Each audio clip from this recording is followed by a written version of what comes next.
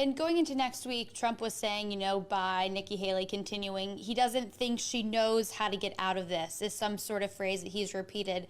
Do you think there is truth to that and sort of how campaign finance and campaign sort of plans go, that maybe she's just trying to figure out what an out point would be? Well, I think Super Tuesday is a natural point to end. Haley's best hope is for independents and even some Democrats to cross party lines and vote in open primary states. So in Virginia, for instance, uh, there really isn't any party registration. People can choose when they show up at election day which primary to vote for. Haley's best hope is that lots of people do that in the open primary states on Super Tuesday, and that gives her campaign a boost. Uh, and so she's staying in to see how that plays out. The polls in the primaries have so far been quite accurate in terms of Trump's vote share, but consistently maybe overstating Trump's support by about 1%.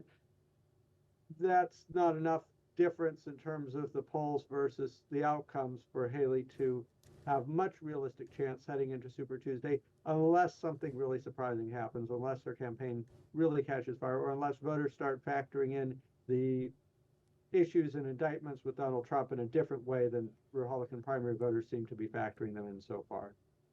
And I know Virginia is an interesting state in terms of voting. People call it a bellwether state. People have, sort of looked at it, as the last presidential elections and then gubernatorial elections went on to sort of see what's going to happen. Is Virginia questionable in terms of if they're very pro-Trump or, pro-Haley? Are there any sort of thoughts on that sort of going into that primary? I think Virginia is a relatively promising state for Haley compared to some.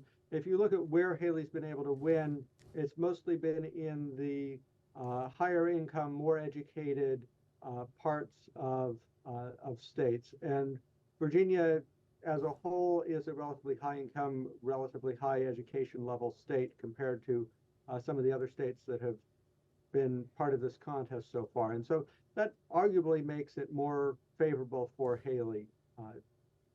Within bounds, though, if you look at the overall polling, it doesn't look favorable enough to really set her on a path towards victory, but we'll see. Maybe she'll do surprisingly well.